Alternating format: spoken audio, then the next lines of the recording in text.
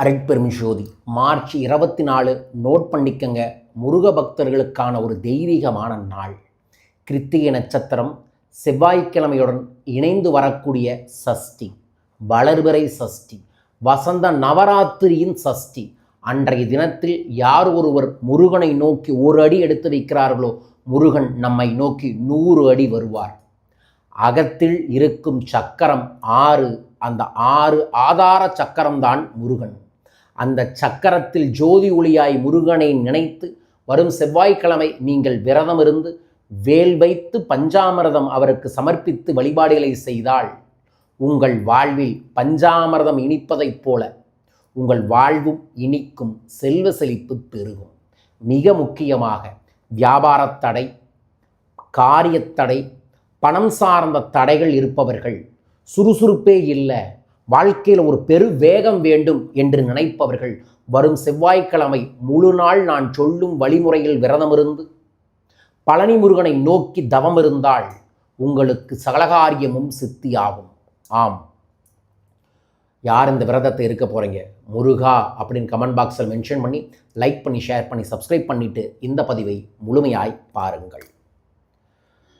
வேல்தான் முருகன், முருகன் தான் வேல். நம் உடம்பில் இருக்கக்கூடிய ஒவ்வொரு செல்லும், இரத்தமும், தசையும், ஏன் மயிர்கால்களும் கூட வேல்தான். அந்த வேலை உங்கள் வீட்டில் இருந்துச்சுன்னா அந்த வேலை வரும் செவ்வாய்க்கிழமை காலையில் நீங்கள் எந்திரிச்சு முதல்ல தலைக்கு குளித்து விடு. அந்த வேலை எடுத்து ஒரு டம்ளரில் பச்சரிசி போட்டு குத்தி வச்சுக்கோங்க.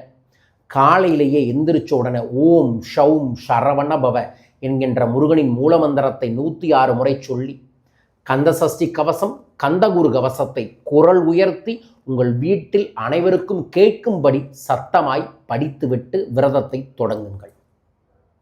காலை மாலை எந்த உணவும் எடுத்துக்கொள்ளாமல் மாலை மறுபடியும் ஒரு முறை குளித்து விட்டு ஒரு 6 மணிக்கு மேலே உங்கள் வீட்டில் அந்த வேல் இருக்குல்ல, அந்த வேலை எடுத்து வெளியே வச்சு அந்த வேலுக்கு தண்ணீர், பன்னீர், பால், தயிர், மஞ்சள், அதற்கு அப்புறம் பஞ்சாமிரதத்தை செஞ்சு பஞ்சாமிரத அபிஷேகம் 6 அபிஷேகத்தை அந்த வேலுக்கு செஞ்சு அதற்கப்புறம் அந்த வேலுக்கே சந்தனம், குங்குமம், பொட்டு, புனுகு வைத்து அலங்காரம் செய்து அந்த வேலுக்கு முன்னாடி நீங்கள் பஞ்சாமிரதத்தை பிரசாதமாகவும் அதற்கு அப்புறம் செவ்வாழை பழத்தை பிரசாதமாகவும் செவ்வரளி பூவையோ அல்லது மல்லிப்பூவையோ அவருக்கு வேலுக்கு சூடி விட்டு அதற்கு முன்னாடி 6 தீபத்தை 6 நட்சத்திரத்தில் 6 முகம் இருக்க மாதிரி சட்கோண நட்சத்திரத்தை கோலமாக வரைஞ்சு அதில் 6 தீபம் அல்லது ஒரே ஒரு தீபத்தை ஏற்றி வைத்து விட்டு அந்த தீபத்தை பார்த்து ஓம் ஷௌம் சரவணபவ,